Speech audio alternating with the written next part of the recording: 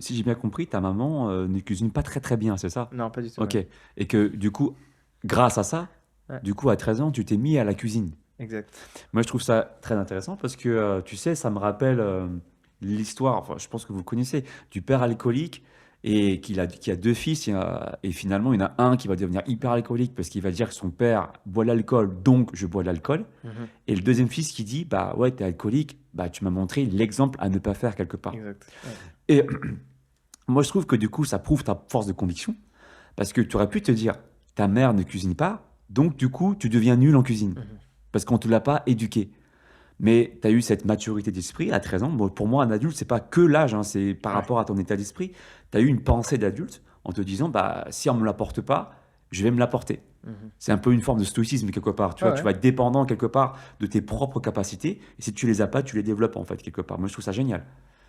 Ouais, Euh, ouais, je trouve ça cool aussi, hein. C'est ouais. vrai que faut avoir tendance à le faire dans son quotidien parce qu'on peut se lamenter facilement sur son sort et Beaucoup de se, gens font ça, ouais, ouais. malheureusement encore, trop. Et se sentir victime de la situation qui nous a Ouais. été.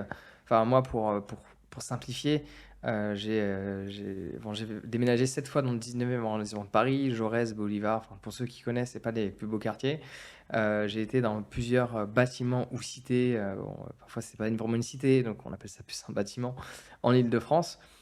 Et c'est pas parce que tu vis, enfin, je suis pas né là-bas, mais c'est pas parce que tu vis dans un certain type d'environnement ou qu'on va pas t'inculquer certaines choses que forcément tu dois te dire, ok, ben, on m'a pas appris, on m'a pas donné, du coup, tu vois. C'est C'est comme ça. j'ai entendu une phrase qui m'avait marqué à une époque, euh, alors elle peut se transposer sur tous les aspects de la vie. Moi, je l'avais entendu sur un aspect financier, mais la phrase était la suivante: si tu es né pauvre, c'est pas de ta faute, si tu l'es, c'est de la tienne.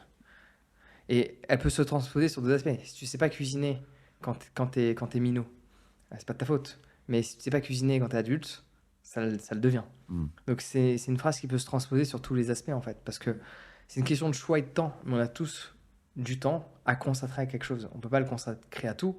On peut pas être un chef et en même temps un artiste phénoménal d'un instrument de musique et en même temps un grand chef d'entreprise et en même temps un moine bouddhiste et en même temps ceci et cela. À un moment donné, on a des choix personnels. On ne peut pas être excellé partout. On peut exceller dans certains domaines et être bon de manière générale un peu partout. Ça, c'est faisable. Mais donc c'est sûr qu'il y a une notion de choix. Mais ce choix-là, il se base aussi par rapport à notre héritage, ce qu'on nous a donné mentalement, et ainsi de suite, quoi. Ouais, et on a cette liberté de...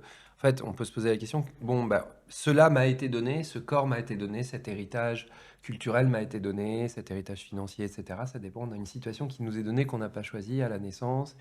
Et bah, qu'est-ce que je fais fructifier de tout ça? Mm. Parce que tu as des gens, ils vont naître avec, comme on dit vulgairement, la petite cuillère en argent, là, vous voyez. Et puis, bah, ils vont dilapider ce qui leur a été donné. Ils vont pas savoir faire fructifier ça. Et connotation Et négative, alors je sais ouais. même pas pourquoi cette connotation est négative. Être né avec une cuillère d'argent dans la bouche, sachant que dans la logique, pour reprendre cette expression, nous aimerions tous fournir cette cuillère d'argent, symboliquement, à nos propres enfants. Dans la logique. À moins que tu aies vraiment envie de les faire travailler dur dans la vie et tu dis, mes enfants, quand ils vont naître, je vais les foutre dans un bidonville. Normalement, c'est pas forcément le projet de vie. Donc pourquoi on a tendance à renier les gens qui sont nés avec une cuillère d'argent dans la bouche? Moi, je serais nuancé sur ce propos-là, Ok, je vas-y, pense. c'est parfait. Ah, désolé, hein. Non, non, c'est Mais parfait. tu Pas, vois. pas obligé d'être d'accord, hein. Alors, en fait, si, je suis d'accord avec toi, mais je suis nuancé, en fait. Ok. Dans le sens où, si tu as le mindset de te dire que tu as des acquis, d'accord, et que tu as cette chance d'avoir des acquis, dans ce mindset-là, tu peux développer une vie plus saine. Parce que tu es conscient de la chance que tu as. Mhm, Malheureusement, en fait, ce qu'on peut constater, c'est qu'on vit dans une société où beaucoup de personnes n'ont pas conscience de la chance qu'ils ont parfois. mhm. Et que donc, vous connaissez la phrase, de grands pouvoirs exigent de grandes responsabilités de Marvel. Voilà. Donc, ben, si tu as de grands pouvoirs, mais que quelque part tu as un esprit immature, c'est pour ça que j'aime bien aussi les shonen, les mangas, parce qu'on parle de ça aussi, notamment dans Attaque des Titans, pour ceux qui connaissent, Eren qui pète un boulard, eh bien, tu peux en faire de ta qualité ton plus gros défaut, en fait. C'est-à-dire devenir feignant, et en fait, quelque part, foutre un petit peu la merde. C'est un peu l'exemple, je dis ça, je dis ça, je dis rien en même temps, mais Jackie Chan, par exemple, qui a vraiment beaucoup de pouvoir, d'accord, il est connu dans le monde des arts martiaux, tout ça, eh bien, son fils, par exemple, je ne le connais pas personnellement, mais à ce que j'ai entendu dire, c'est compliqué pour lui parce que du coup, il y a le grand pouvoir, il y a la grande richesse et lui, bah, il sait pas trop quoi en faire en fait finalement. Il y a la responsabilité du nom. Et oui, Voilà, c'est pas parce qu'on tu t'a vois? donné beaucoup que c'est facile, parce qu'en C'est fait, même plus dur des fois. on t'a donné beaucoup et t'as la pression de, enfin, Une étiquette. d'arriver. Ouais, il y a une étiquette et puis Ouais. qu'est-ce que tu vas en faire de ça? Est-ce que tu vas, t'as aussi une fois, enfin, tu peux devenir un peu esclave de ce qu'on t'a donné aussi parfois. Il y a ceux qui n'ont rien et c'est difficile parce qu'il faut qu'ils acquièrent quelque chose.